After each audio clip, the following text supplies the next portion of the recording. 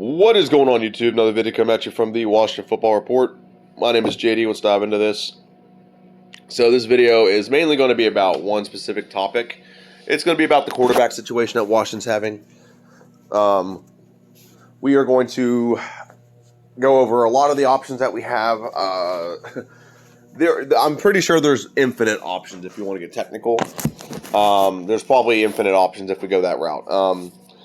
But really, there's only a couple options in my mind. We have to trade for a quarterback. We might get one or two in free agency, and then we have to draft. And then we also can draft one.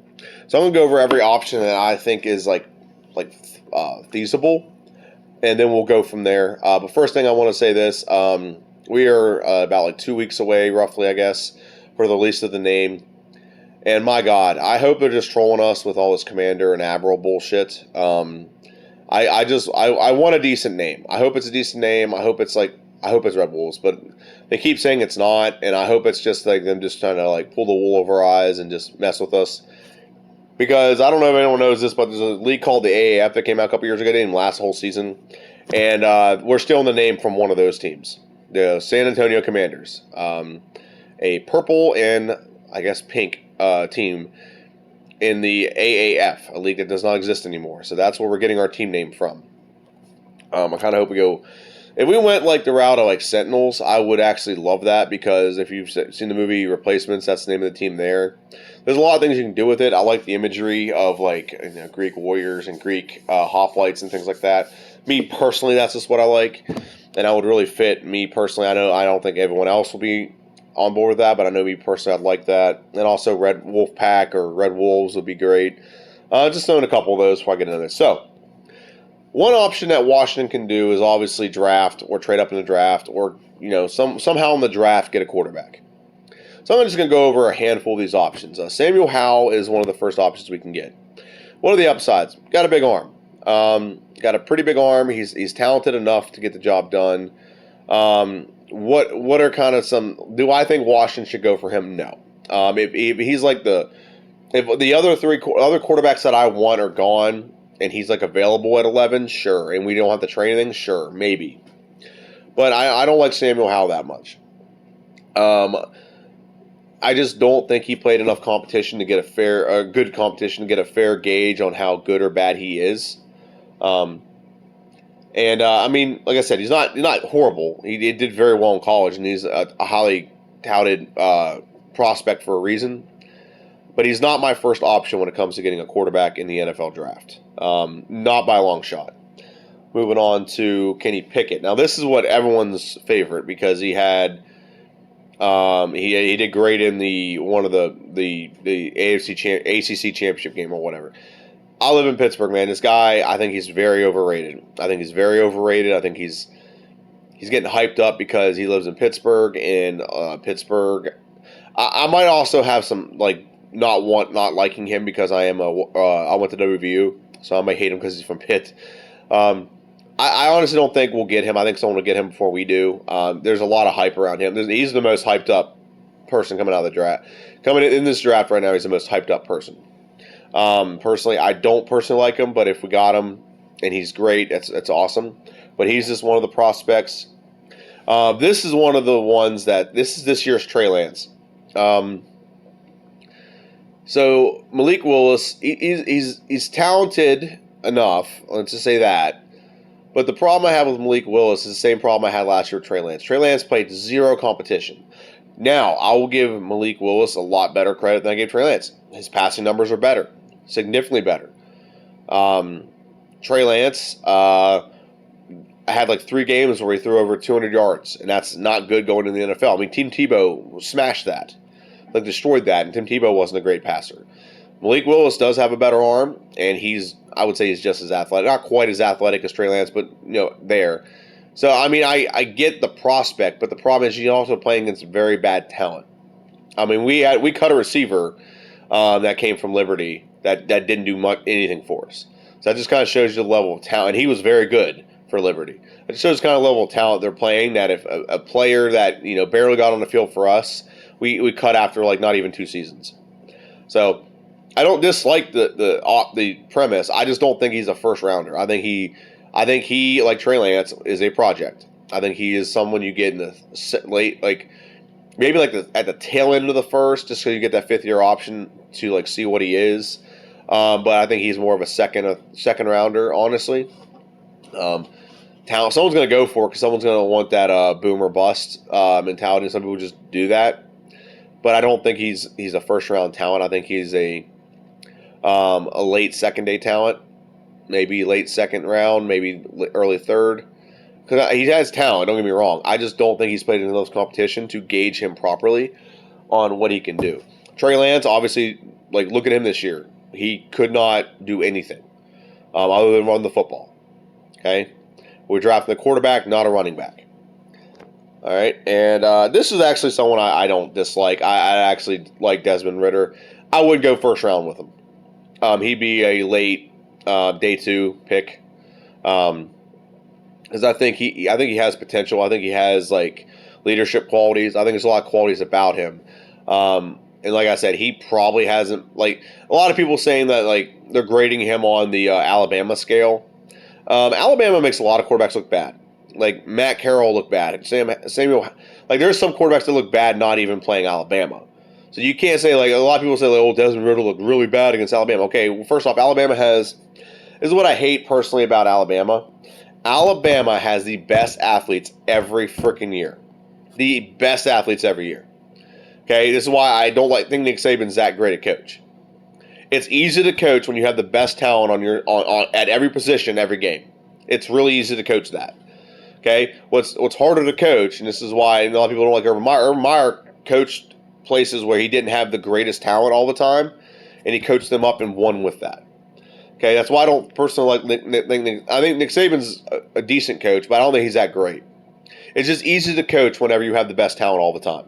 Whenever you have the fastest cornerbacks, the fastest receivers, the biggest linemen, the strongest linemen, the best linemen all the time, it's really easy to coach. It really is. And he still loses to teams that are inferior. To me, he should never lose a game because he always has the best talent. Anyway, the fact that Desmond Ritter didn't look good against Alabama is not a gauging point to me. His whole team is not good compared to like the talent of Alabama. Did they go undefeated and win a lot of games? Sure, they did. Okay, but the whole team is not on caliber with Alabama, not just Desmond Ritter. Okay, I think he, like I said, he's like a 3rd-round pick, early 3rd, late 2nd, day 2 pick. I think he would be a good like wait a year or two and see what he is. I would not spend a 1st-rounder on him. I will say that. Definitely would not. But that's what I think of Desmond Ritter. And I guess I missed a guy. Okay. Matt Carroll was actually supposed to be on this list. He is my preferred prospect when it comes to Washington. He is my preferred drafted prospect. I think if we draft a quarterback in the 1st round, it should be Matt Carroll. And I don't want to say move heaven and earth, but we should make the attempts to get that. I think Matt Carroll is the best prospect in this draft. I think he has a lot of the things. He's about like Malik Willis, but he's played better talent than Malik Willis. That's why I think judging what he is a little bit more of a well-rounded analysis compared to other people that like other prospects. I think Matt Carroll is the best quarterback in this draft, and I think Washington, if they're going to get a quarterback in the draft, that's who they should go get. Like, go out of your way to get him. If that's what you want to do, if we're going to get a quarterback, you want to get the best quarterback, that's the best quarterback in this draft. There's a lot of guys ahead of us in the draft that aren't going to pick quarterbacks. So moving on, next option Washington has is a trade for a quarterback.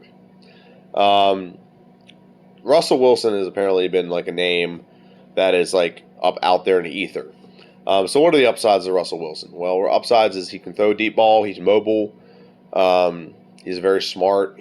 For the most part, he's very durable. Like he's built well for the NFL. He's small and thick. What are the downsides? Downsides is, really the downside is you wouldn't have him for as long as you might have other quarterbacks. I think he's like 33 or 34. He's in his 30s. Let me rephrase that. He's in his 30s. So, I mean, quarterbacks can play till they're 40 now. So you might get 7, 8 years out of them, which is fine. I'm not discouraging that for that reason. But compared to some of the other prospects here, you could potentially get other prospects for 15 years or 20 years almost. If you draft him, you can have him for almost 20 years. If you're 21 and you have him until he's 41, 20 years. So that's the only downside to Russ. I mean, he's good. He's very good. Super Bowl winner. He's very consistent. The biggest thing to me, is he's kind of been stuck in a one-track mind because he's been in one area for a long time.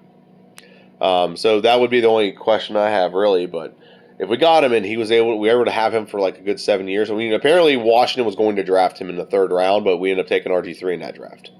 So not a bad option. That would be a great option. Seeing him burgundy and gold would be a very good option. I'm going to show this one. Derek Carr is not a bad option. I think Derek Carr, I think we can actually get in free agency. I don't think we'd have to trade for him. For some reason, that seems to be like out there in the ether that he's not going to need to be traded for, that he can be signed. So if you can sign him, get him.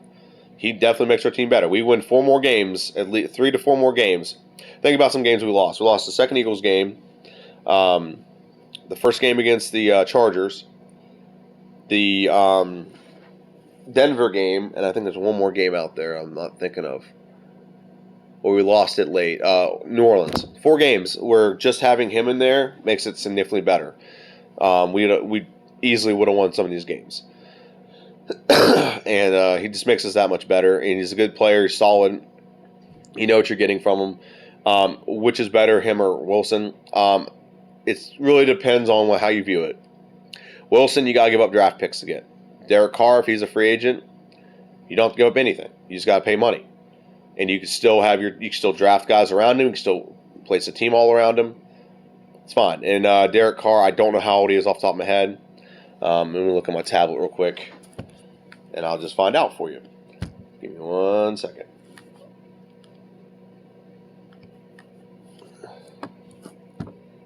Sorry, I'm not prepared for that part. Okay, there we go. Google.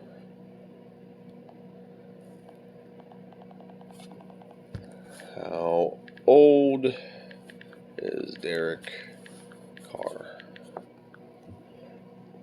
I mean, he's got to be up there. He's got to be in his 30s. 30 years old, exactly. So actually, this is a great example of how long you can have a quarterback. You can have him 10 years. I'm going to look up how old Russell Wilson is. Russell Wilson's 33. So, yeah, same thing. Both. I mean, I think Russell Wilson will last a little less than Derek Carr because he's more of a mobile quarterback. He take more hits. But basically, let's just assume they all play to their 40. You can get Russ for 7 years. You can get Derek Carr for upwards of 10. So I think Derek Carr would be the better option personally. When it comes to longevity, who I think is better? Wilson's better. Moving on to the next option, Mitch Trubisky. Now, I'm not advocating for Mitch Trubisky to be a quarterback. I'm just going over options out there that Washington may pursue. Apparently, they were trying to get him last year. Here's some things I will say about Mitch Trubisky. I personally don't like him. I don't want him on my team. However, he has to have something about him that is decent. And the reason why I say that is he took what's his name, the coach of the Bears, Matt Nagy. He took that offense to the playoffs 2 times. Got to be something about you that's decent. That you got to be something about you that's decent to be able to take that offense. Do I think that Washington should pursue him? No. It might be a Band-Aid option, like $10 million. It wouldn't be expensive. It wouldn't be a long-term commitment. So let's say you get him, but then you draft Matt Carroll. Now you're talking the better language here. Let's say you get him for a year and draft Matt Carroll. That wouldn't be a bad option. You get him for 2 years and you draft Desmond Ritter. I don't know. I'm not advocating for this one damn bit. I don't think this is a good option. I don't think it's a good fit at all. But I'm just going over some options that I've heard out there in the ether. And then the last option, which is the best option in my opinion, the nuclear option, whatever you want to call it. The best option to me is to get Desean Watson. So here's the thing about draft picks. You never know when it comes to draft picks what a player can be. You just don't know. It's all about, it's all a crapshoot. It's a lottery. And if you draft the guy, you got to rely on your player analysis and your development to basically, figure out what this guy's worth is. You got to use that, and hopefully it's good. Hopefully your analysis is good. There's a lot of first-round quarterbacks that are drafted and aren't first-round caliber. So, but if you traded, let's say it's 3 first-rounders and 2 starters, like a Deron Payne and Landon Collins. Let's just throw those names out there for whatever reason. If you traded those, you know what you're getting in Desean Watson. You know you're getting a high caliber player. You know you're getting a stud. You know what you're getting. You're getting exactly what you're trading for. Trading up in the draft and trading draft picks for a guy you can draft, you don't know what you're getting. Okay, it's a crapshoot. You're guessing. Okay, just like we guess on other players. There are some teams that take quarterbacks and they're guessing. Okay, but I think when you trade for a quarterback, I was talking to my wife last night. We were watching the Rams game, and I was telling her that the way the Rams view their draft picks is kind of the way I view draft picks in fantasy, not in fantasy, Madden. Is the Rams will trade away tons of future assets to get players now, to win now, because you just don't know what those draft picks will become. You don't know what's available. You can see there's actual game film against NFL players on Desean Watson. There's not actual game film of Kenny Pickett, Matt Carroll, Malik Willis, Samuel Howe. None of them have played a down in the NFL. You have no game film on how they're going to read the defense, how they're going to see the defense, how mobile they are, outrunning NFL caliber defensive ends, whatever the case may be, how you handle a blitz. There's none of that showcased in any of their game films. For Russ, Derek Carr, even Mitch Trubisky, Deshaun Watson, there is game film on all four of them, on how they handled all those situations. And I think those are the 4 sure bets. If I have my choice, me personally, it's 2 options. I honestly would like to draft a quarterback and have a quarterback that's ours for years. That's the benefit of drafting one. You have him for almost 15, 20 years if you can hang on to him. But what I would prefer is to trade for a quarterback that we know what we're going to get. Like, for example, we trade for Deshaun Watson. Let's say he's cleared of all charges. Deshaun Watson immediately jumps in. He's the best quarterback in the NFC East. He's the best quarterback in the NFC East by far. We immediately, all of our weapons immediately get better because he's a force multiplier. He comes in and he makes our weapons that much better. He makes our offensive line that much better because they can't blitz Deshaun Watson like they can blitz Taylor Heineke, or how they would have blitzed Fitzpatrick, or whatever the case, whatever quarterback we might get.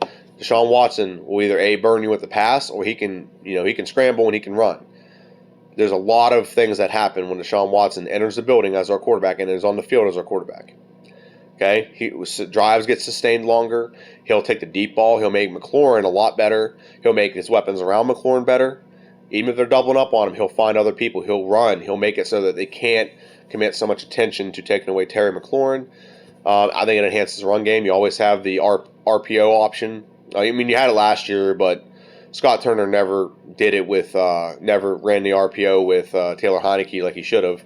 But Deshaun Watson dramatically increases the RPO threat, and you always have to have that. You always have that threat. So it increases the running game. Guys can't come down the line and tackle a guy in the backfield. He's got to leave that gap to make sure no one pulls it and runs, and that opens up a giant cutback lane. And that's how a lot of teams run now. Like, if you watch the Eagles, they're one of the best running teams in the league, and I hate the Eagles. But their running attack is exactly what I thought Washington's running attack should look like. Give the threat of the pull and run, so the defensive end stays at home, and then you got a great big cutback lane all the time if the initial blocks are like, they basically, you don't have a hole open up. You can cut back and still get 3 or 4 yards every carry. So I'm pretty much that's pretty much my video. Just wanted to go over some of the quarterback options that Washington has. What is my personal favorite options? Watson. What is my least favorite option? Probably Mitch Trubisky. But I think if we get I don't think we're gonna get Mitch Trubisky, and that's it. We got Mitch Trubisky. I think what it is, Mitch Trubisky comes with like a rookie quarterback, and he's there to be a gap for a year or whatever. So, and I don't hate that option, because if we went Mitch Trubisky for 1 year and we drafted a quarterback and he ends up being our, franchise quarterback the next 20 years, are we really going to be that mad at Mitch Trubisky was a quarterback 1 year before that? No, I'm not. The thing is, I just want certainty. And if we trade for Desean Watson, we may have to give up a lot of stuff to get him, but we have certainty at the quarterback. We know what Desean Watson is going to do for the next X amount of years, as long as he can stay healthy. At least we're pretty confident in that. There's always that chance that he moves somewhere else and then he just falls off the face of the earth, or that year off affects him. It's possible. But for the most part, I'm very confident in what Desean Watson has and what he brings to the table.